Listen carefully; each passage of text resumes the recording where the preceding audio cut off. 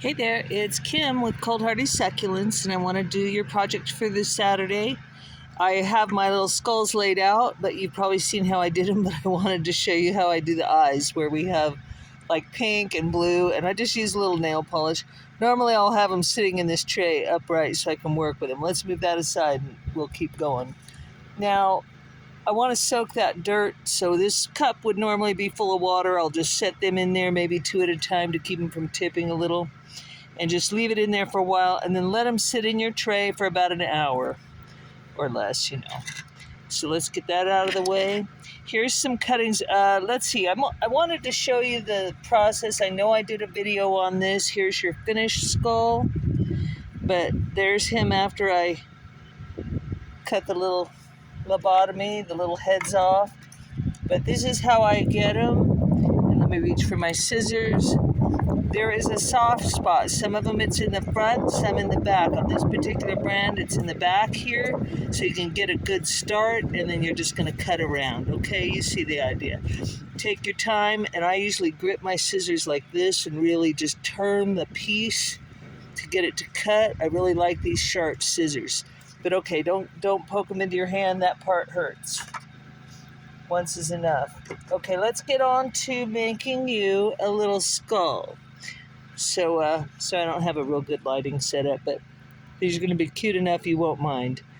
I like to start with a little height in the back. So again, I'm going to use my scissors, if I can get them, and you're going to make a little hole.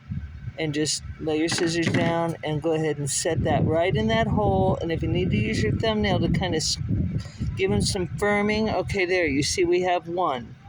Now I don't like to do one, I like to do at least 2 or 3. That dirt's still a little soft. But you want to do a little height in the back. It just makes them look better, and it'll make them hang straighter. So this is that blue spruce I like to grow. And I'll show you why in a second. I've got it in so many different sizes and colors. It's really a very versatile plant. So I have 3 flats, or 3 little, beds of this particular plant. Even though it just seems like a very boring plant, it really has a lot of variety. So let me grab, if I can, well, maybe not. The wind might have taken him. Here we go. Now this doesn't look, I'm going to set him down for a minute. This doesn't look very great, but I was pulling something that you'll see like late spring and it'll still be flowering. But since it's not flowering, I've still got a few dozen of these in the garden. Just take this away, and when you're making your arrangements in a cup like this, you can use that in the background as some height. You see how much height you're getting off of that? So that's why I like to grow this, because I can use it in so many things. Okay, back to our skull. I think that dirt's soft enough in this case I can just press them in. If it's not, use your scissors again. But you can be pretty firm with these. I have a little bit of our tricolor, which I love. That one's very tender stem, so I'm going to make the hole again. Just kind of wiggle your scissors in there. It'll remember the hole long enough to get your stem in. And then I always like to put a little color closer to the front, a little lower down.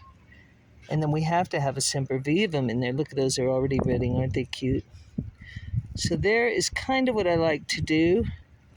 We'll clean them up a little bit.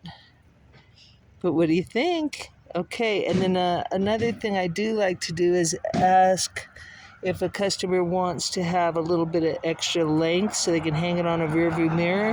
And in that case, you could just tie one of these strings around it. I like to keep that knot off to the side.